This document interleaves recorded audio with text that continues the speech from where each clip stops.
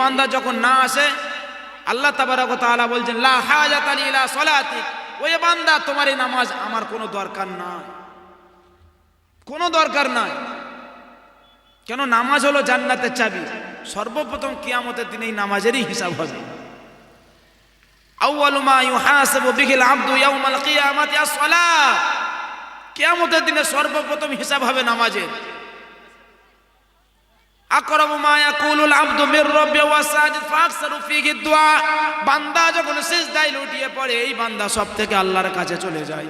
আল্লাহ তাবারক ওয়া তাআলা বললেন, ওই আমার বান্দা তুমি মনে করছো তোমার সিজদাটা কার্পেটের উপরে পড়ছে, যায় নামাজের উপরে পড়ছে, কিন্তু না, তোমার সিজদাটা এসে আমি আল্লাহ আমার কুদরতের পায়ের উপরে এসে পড়ছে।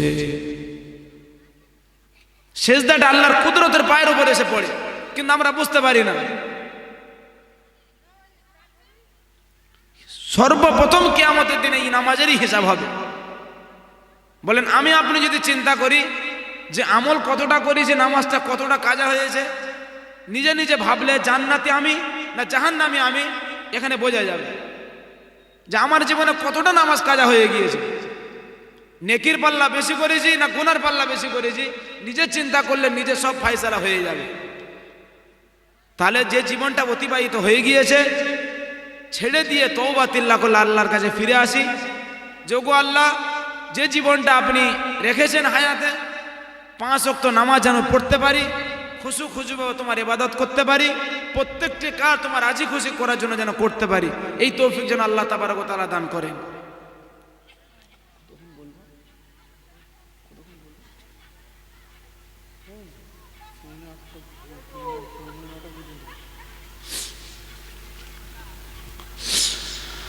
বন্ধু তুমি নামাজ পড়ো না, পড়লে ক্ষতি কি? আরে নামাজ যে জান্নাতের চাবি, ভুলে গেছো কি? নামাজ যে জান্নাতের চাবি, ভুলে গেছো কি? বন্ধু তুমি নামাজ পড়ো না, পড়লে ক্ষতি কি? আরে নামাজ যে জান্নাতের চাবি, ভুলে গেছো কি? কোনটা সাদা কোনটা কালো, মরলে তুমি বুঝবে ভালো। কোনটা সাদা কোনটা কালো, মরলে তুমি বুঝবে ভালো। কাল হাসরে জান্নাত পাবি নামাজ পড়িলে, কাল হাসরে জান্নাত পাবি নামাজ পড়িলে। বন্ধু তুমি নামাজ পড়ো না, পড়লে ক্ষতি কি? আরে নামাজ যে জান্নাতের চাবি, ভুলে গেছো কি? নামাজ যে জান্নাতের চাবি, ভুলে গেছো কি? তাহলে নামাজ ছাড়া দুনিয়াতে চলা যাবে না। আল্লাহ রসুল বললেন মুসলমান আর কাফেরের ভিতরে পার্থক্য হলো নামাজে, তাই নয়? হিন্দু ভাইয়ের আর আমার আপনার ভিতরে পার্থক্য কি? নামাজে। কেন? তারাও দাড়ি রাখছে, তারাও পাঞ্জাবি পড়ছে, তারাও কলমা পড়ছে। কলমা পড়ে না, তারাও কলমা পড়ছে। তাহলে তাদের ভিতরে আমাদের ভিতরে পার্থক্য হলো নামাজে। তাহলে আমি আপনি যদি নামাজটা না পড়ি, আমাদের বাচ্চা কাচ্চা যদি হাত ধরে না নিয়ে যায় মাদ্রাসা বলেন আর মসজিদে না নিয়ে যায়, তাহলে ভবিষ্যতে তারা নামাজ হবে না, অন্ধকার। আল্লাহ রসুল বললেন যখন দেখবে বাচ্চাদের কোনো আওয়াজ নাই মসজিদের পিছনে, তখন ভাববে যে ভবিষ্যৎ অন্ধকার, আর নামাজি না, আর নামাজি না। তাহলে আল্লাহ রসুল সাল্লাল্লাহু তাআলা আলাইহি ওয়াসাল্লাম বলেছেন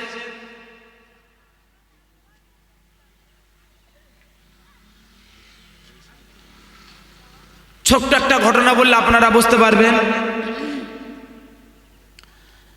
বিশ্বে বিখ্যাত ওলি, হিন্দুস্তানের সরতাজ হযরত মঈনুদ্দিন চিশতি রহমাতুল্লাহ আলাইহি হাতে গড়া খলিফা, নিজে হাতে গড়েছিলেন।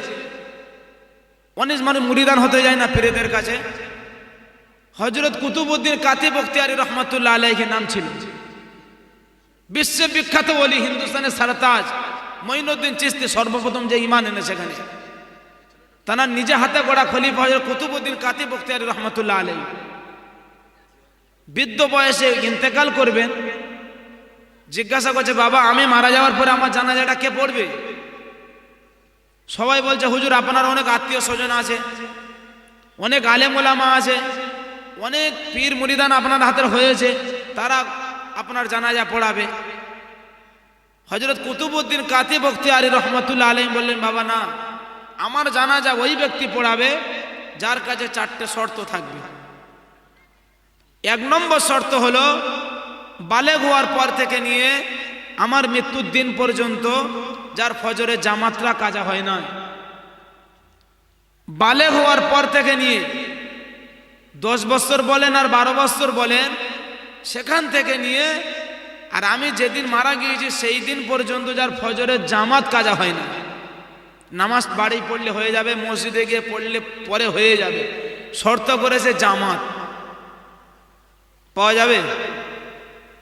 বর্তমানে মুসলমান রাত 11টা 12টা পর্যন্ত ব্যবসা করছে, ফ্রি ফায়ার খেলছে, আড্ডা মারছে, ক্যারাম বোর্ড খেলছে, তাসের আড্ডায় বসে আছে, জুয়া খেলছে, পুরো রাত পার করে দিচ্ছে। নামাজ তো দূরের কথা, আল্লাহর হুকুম ছেড়েই দিলাম। আল্লাহ রসুল সাল্লাল্লাহু তাআলা আলাইহি ওয়াসাল্লাম বললেন, যে নাপাক অবস্থা ভোরের বেলা এবং সকালবেলা গোসল করলো না, ওই অবস্থা বাড়ির চতুর্দিকে ঘুরে বেড়ালো, আকাশের ফেরেশতাদের অভিশাপ, গর্তের পিঁপড়ের অভিশাপ, যে গাছের তলা দিয়ে গিয়েছে গাছের পাতার অভিশাপ। কোন রাস্তা দিয়ে কল্যাণ পাবেন? কোন রাস্তা দিয়ে আপনি কামিয়াবি হবেন? যত খেটে আনবেন দেখবে সব শেষ, আর কিছু নাই, সব শেষ, কামিয়াবি হওয়া যাবে না। মাটি শুধু ক্যাংড়াচ্ছে, ওগো আল্লাহ একবার পাওয়ারটা দাও, একে ঢুকিয়ে আমি চুরমার করে ফেলি। আল্লাহ তাবারক ওয়া তাআলা বললেন, না, যখন তোমার বুকে শুয়ে যাবে আমার বান্দা, তোমার পাওয়ারটা তখন তুমি দেখিয়ে দিও। এখন আমার বান্দা দুনিয়াতে জীবিত আছে, এই পাওয়ারটা তুমি দেখাইও না। তাহলে কোন রাস্তা দিয়ে কল্যাণ পাবেন আর কোন রাস্তা দিয়ে আপনি কামিয়াবি হবেন?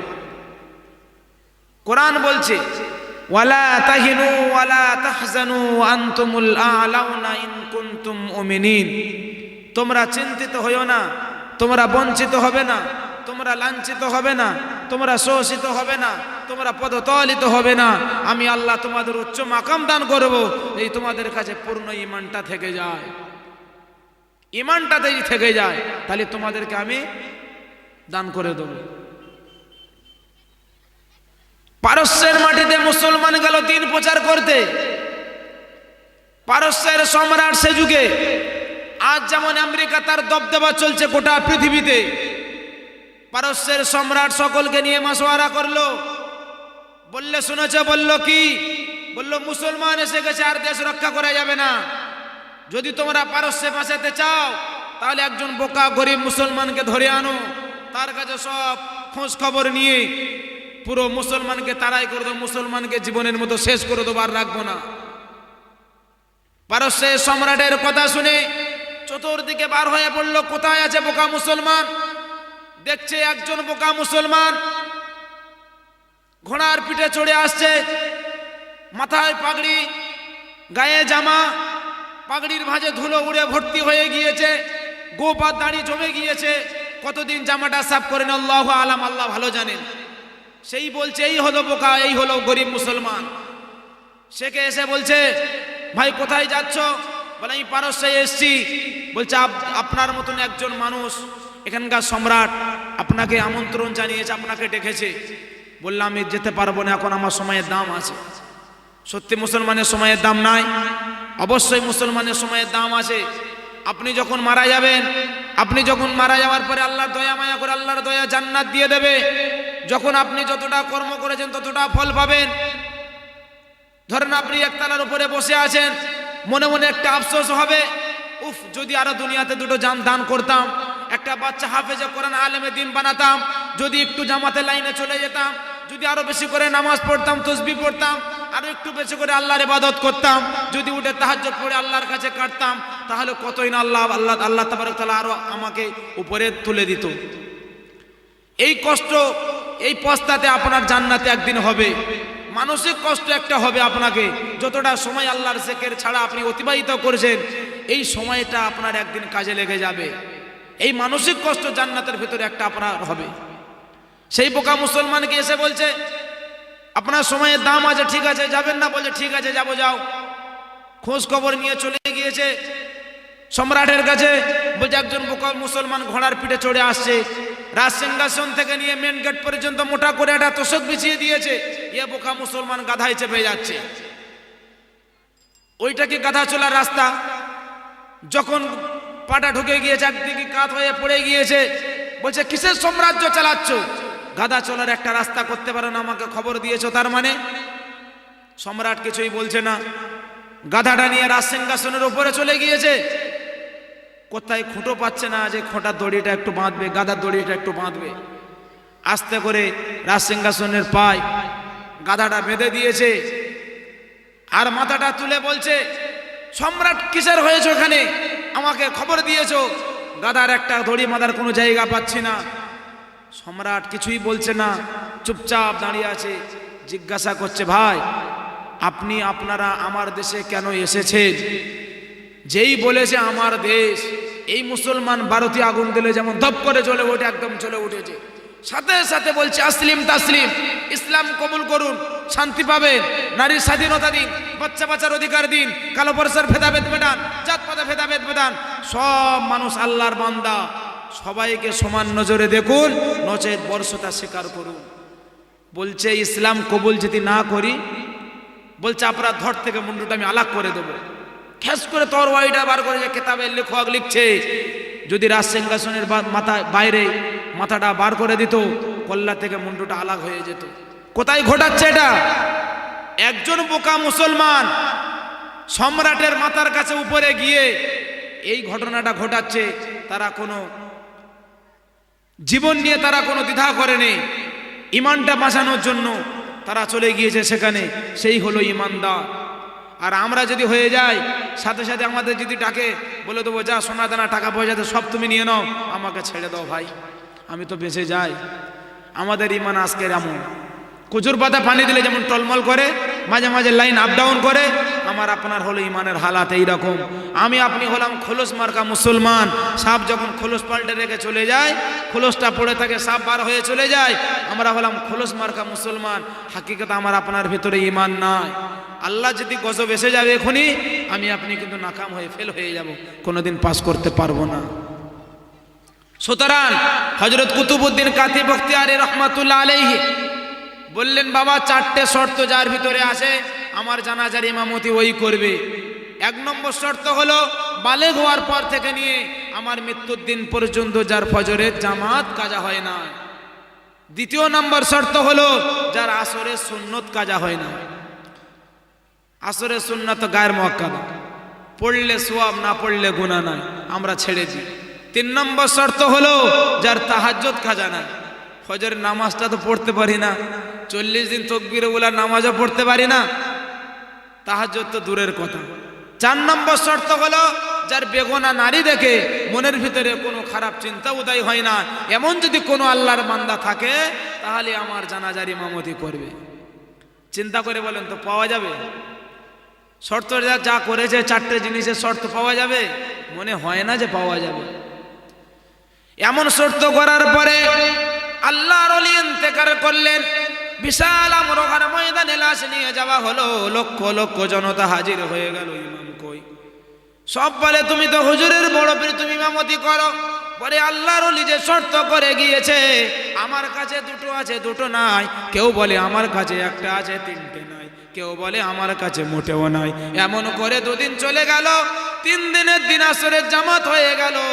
একজন আল্লাহর বান্দা ঘোড়ার পিঠে চড়ে মুখ ঢেকে চলে এসে বলে, ওই আমার বান্দারা, আল্লাহর ওলি যে শর্ত করে গিয়েছে আমি হলাম ওই বান্দা, আল্লাহর ওলির ইমামতি করব, আমার পেছনে আপনারা জানাজার লাইন দিন। সব বলে কে জানো তুমি? ঘোড়ার পিঠ থেকে একবার নামো, মুখে কাপড়টা খোলো, তোমার মুখটা যদি আমরা সবাই মিলে দেখি, আমাদের সব জীবনের আশা ধন্য হয়ে যাবে, মনে হচ্ছে আমাদের গুনাহ মাফ হয়ে যাবে। আপনি ঘোড়ার পিঠ থেকে নামুন, আপনার মুখটা একবার দেখি। ঘোড়ার পিঠ থেকে আল্লাহর ওলি নামলেন, মুখের কাপড়টা খুলে দিলেন, দেওয়ার পরে বলে দেখো আমি অন্য কোনো মানুষ নয়, আমি হলাম ভারতের সংসদ, আমার নাম হলো শামসুদ্দিন ইলতুতমি। তাদের কাছে ছিল রসুল, তাদের কাছে ছিল ইবাদত, তাদের কাছে ছিল আল্লাহ, আল্লাহ তাদেরকে ভারতের সম্রাট বানিয়েছে। তখন যে আল্লাহ ছিল এখন সে আল্লাহ আছে না, পাল্টে গিয়েছে। তখন সেই আল্লাহ যে ছিল এখনো সে আল্লাহ আছে নাই। আমাদের নবী আলাদা, কি বলে? তা যখন যেই আজরাইল জান কবজ করছিল, এখন সে আজরাইল জান কবজ করছে। যে জিবরাইল আলাইহিস সালাতু ওয়াস সালাম আদম আলাইহিস সালাতু ওয়াস সালামকে ওই এনেছিলেন, আমার আপনার নবীকে ওই জিবরাইল আলাইহিস সালাতু ওয়াস সালাম ওই এনেছেন, তাই নয়? আমরা হলো উম্মতে মুহাম্মাদি, আমরা অনেক নামি আর অনেক দামি, তাহলে সব কিছু আমার আপনার উপরে এসছে। আমি আপনি কত ভাগ্যবান বলেন তো? কোরআন এসছে, সবে কদরের রাত এসছে, সবে বরাতের রাত এসছে, জুম্মা এসছে, রমজান মাস এসছে, শেষ নবীর উম্মত হতে পেরেছি, কত সৌভাগ্যবান আমি আপনি। কিন্তু সে কাজটা নবীওয়ালা হচ্ছে না, ঠিক মতো চলতে পারছি না। এই কাজটা যদি বাড়িয়ে বাঁচিয়ে নিয়ে কবরে যেতে পারি, তাহলে আল্লাহ 10 গুণ জান্নাত দান করবে। আর যদি না নিয়ে যেতে পারি, মরণের সময় তো আজরাইল আলাইহিস সালাতু ওয়াস সালাম চলে আসবে জান কবজ করতে, তাই নয়? আর ইবলিস শয়তানকে হাজারো ধোঁকা দেবে, সেই ধোঁকায় পড়ে গেলে কিন্তু ঈমান সব ফৌত হয়ে গেল। পরীক্ষা তো মরণের সময়, তাহলে যদি ঈমান যদি না থাকে, সব জায়গা তো ফেল হয়ে যাব। তাহলে কবরে গিয়ে কি হবে? কবর তো বলবে স্পেশাল পিটাই দেবে শুধু। যেমন হালুয়া বেলে, হালুয়া রুটি খেয়েছেন, সবে বরাতের সময় কলকাতা দেখবেন কেমন দিয়ে দেয়, তো সেই রকম আমার আপনার হয়ে যাবে। বর্তমানে মুসলমান বাইরে যা চলছে, ঈমান যদি আমরা ঠিক না করতে পারি, মুসলমানের ভিতরে একতাবদ্ধ না হতে পারি, তাহলে আমি আপনি আর রেহাই পাবো না, আমি আপনি আর রেহাই পাবো না। দুরন্ত মুচি একটা জুতো তৈরি করেছিল জানেন? ইমাম সাহেব বায়ান দিয়েছিল যে আমাদের আজকের ঈমান দুর্বল, ঈমান দুর্বলার কারণে আজকের মুসলমান লাঞ্ছিত, অপমানিত, অপদস্থ। আজ মুসলমান জুতো খাচ্ছে, আজ মুসলমান মার খাচ্ছে। কারণটা কি? একটাই কারণ, ঈমান দুর্বলতার কারণে। বলছে 500 টাকার ইমাম আর 1000 টাকার মতো বড় বড় কথা, এই ইমামকে রাখা যাবে না। বলছে ঠিক আছে, আপনি এখানে বড় বড় কথা বলছেন, তো সামনের জুম্মায় আপনাকে দেখিয়ে দেবো, আপনাকে আমি দেখিয়ে দেবো। দুরন্ত মুচির কাছে গিয়ে বলছে, মুচি ভাই আমাকে একটা 3 হাত জুতো তৈরি করে দেন, 3 হাত একটা। বলছে কেন, কি হবে? বলছে পয়সা দেবো, কাজ করতে বলছি, কাজ করবেন, কি করব সেটা আমি বুঝে নেব। সব মুসল্লি জুম্মার দিন ঢুকে গিয়েছে, জুতোটা জুতোর নিচে রেখে ঢাকা দিয়ে দিয়েছে। আমরা মুসলমান কি করি? জুম্মার কত রাকাত নামাজ? 2 রাকাত, তাই না? 2 রাকাত। জুম্মার দিনে কাজ কামাই করি, কলকাতা যাই না, মাঠে ঘাটে যাই না, একদিন ছুটি করেছি, জুম্মার নামাজ পড়বো। কেন? ঈদের থেকে ফজিলত বেশি। লাস্টে আসবো, ফার্স্টে বার হব, লাস্টে আসবো, ফার্স্টে বার হবো। জুরে কাত মাথা ঠুকে মত্তরে দৌড়, যেমন দৌড় মেরেছে, সব সুন্নতে নিয়ত বেঁধেছে। বলছে হাই রে হাই, যে দেখে যাবি আয়। জিবরাইল আমিন এসেছিল, নামাজ পড়েছে, একটা জুতো নিয়ে চলে গেছে, আর একটা নিতে পারেনি, রেখে গেছে। বলছে জিবরাইল আমিন এসেছিল? বলছে হ্যাঁ, 3 হাত জুতো, কোনো মানুষের দুনিয়ায় নাই। এই বলে জিবরাইল তো অনেক বড় শুনেছি, তা আজরাইল কানে জান তো নেয় না, কেউ মরে না। তা জিবরাইল এসেছিল, নামাজ পড়েছে, একটা জুতো রেখে গেছে, আর একটা জুতো নিয়ে চলে গেছে। এ বলছে ভাই তাহলে এক কাজ করো, আমাকে একটু কেটে দাও, আমার বোর গলায় বেঁধে দেবো। কেউ বলছে আমাকে একটু কেটে দাও, আমার দোকানে লাগাবো। কেউ বলছে আমি ব্যবসায় লাগাবো। ইমাম সাহেব শুধু হাসছে মনে মনে, দেখছি কি অবস্থা হচ্ছে। লাস্টে গিয়েছে মসজিদের মাতোয়াল্লি সাহেব, কাউকে দেওয়া যাবে না ভাই, আমি মাতোয়াল্লি আছি, আমি যেটা বলবো ওটাই হবে, জুতোটা আমার কাছে দাও। আমার মা আজকে 3 বছর অসুস্থ, মরছেও না আর বাঁচছেও না, ঠিক মতো হচ্ছে না, আমার মাকে ধুয়ে প্রথম খাওয়াবো। ইমাম সাহেব বলছে ঠিক আছে, সামনে জুম্মা বায়ানটাই ভালো করে দেবো, এ সপ্তাহে চলে যাক। ইমাম সাহেব গত জুম্মায় উঠে বলছে দেখেন, আমি বলেছিলাম আজকের ঈমান দুর্বলতার কারণে মুসলমান লাঞ্ছিত, অপমানিত, অপদস্থ। কারণটা একটাই, আমাদের ভিতরে ঈমান নাই। ওইটা জিবরাইল আমিনের জুতো নয়, আজরাইলের জুতো নয়, ওটা আমার হাতে বানানো জুতো। সেই সাক্ষী আছে দুরন্ত মুচি, জুতোটা এনে রেখে দিয়েছি। কেউ বলছে ব্যবসায় নেবো, কেউ বলছে বাণিজ্য নেবো, কেউ বলছে বউর গলায় দেবো, কেউ বলছে মাকে খাওয়াবো। আজকের ঈমান নাই। আমি বায়ান দিয়েছিলাম, মাতোয়াল্লি সাহেব বলেছিল যে 500 টাকার ইমাম 1000 টাকার বড় বড় কথা, সেইটা আমি প্র্যাকটিক্যালি দেখিয়ে দিলাম যে ইমান আজ নাই। মুসা আলাইহিস সালাতু ওয়াস সালামের জামানা যেমন গজব এসেছিল, ওই রকম গজব যদি আসে আমি আপনি শেষ হয়ে যাব, আর বাঁচবো না, আর বাঁচবো না। একটার পর একটা গজব এলে শেষ হয়ে যাবে। আনা খাতামান নাবিয়িন লা নাবিয়্যা বাদি, আমি হলাম শেষ জামানা শেষ নবী, আমার পরে আর কোনো নবী আসবে না। এই কাজটা আমার আপনাকে টেনে নিয়ে যেতে হবে, যতদিন বাঁচবো টেনে নিয়ে যেতে হবে। মরে গেলি তো শেষ, মরে গেলি শেষ। আমি কোনোদিন ভাবতে পারিনি যে আমি আমার ছোট ভাইয়ের জানাজা পড়াবো। এই মাদ্রাসা পড়াশোনা করছিল আমার একটা ছোট্ট ভাই, 8-9 বছর বয়স। হঠাৎ ঠান্ডা লেগে বেচারি দুনিয়াতে শেষ হয়ে যায়। আমি কোনোদিন ভেবেছিলাম কি যে আমি ইমামতি করবো, আমার ভাইয়ের জানাজা নামাজ পড়াবো, ভেবেছিলাম ছোট ভাই হয়তো আমাদেরকে নিয়ে যাবে। কিন্তু দুর্ভাগ্যের বিষয়, আল্লাহ যার যখন ডাকে সাড়া দেয় তখন চলে যেতে হয়। ছোট ভাইয়ের জানাজার ইমামতি আমাকেই করতে হলো। এই জন্য এনি টাইম তৈরি থাকতে হবে, কখন আজরাইল আসবে জান নিয়ে চলে যাবে, আমার আপনার এনি টাইম তৈরি থাকতে হবে। আর যাওয়ার আগে আগে কবরের সামান কিছু পার করে দিতে হবে। সেই জন্য হলো আল্লাহর ঘর আর খোদার ঘর মাদ্রাসা, আল্লাহর ঘর মসজিদ আর খোদার ঘর আল্লাহর নবীর ঘর হলো মাদ্রাসা। এই জন্য আমার আপনাকে এখন ডাকা হয়েছে। কেন? আল্লাহর দোয়া জান, আল্লাহর দোয়ার মাল কিছু আল্লাহর রাস্তা খরচা করে দিয়ে তবে তোমার যেতে হবে। কারণ কি, তবে ওখানে গিয়ে কিছু পাবো, তা না হলে পাবো না। এখান থেকে পাঠিয়ে দিলে তবে পাবে। আল্লাহ রসুল বলছেন সব থেকে ওই ব্যক্তি বুদ্ধিমান যে কবরে যাওয়ার আগে কবরে সামান পাঠিয়ে দেয়, পাঠিয়ে দেয়। কিন্তু আমরা আগে হাতে করে নিয়ে যাব।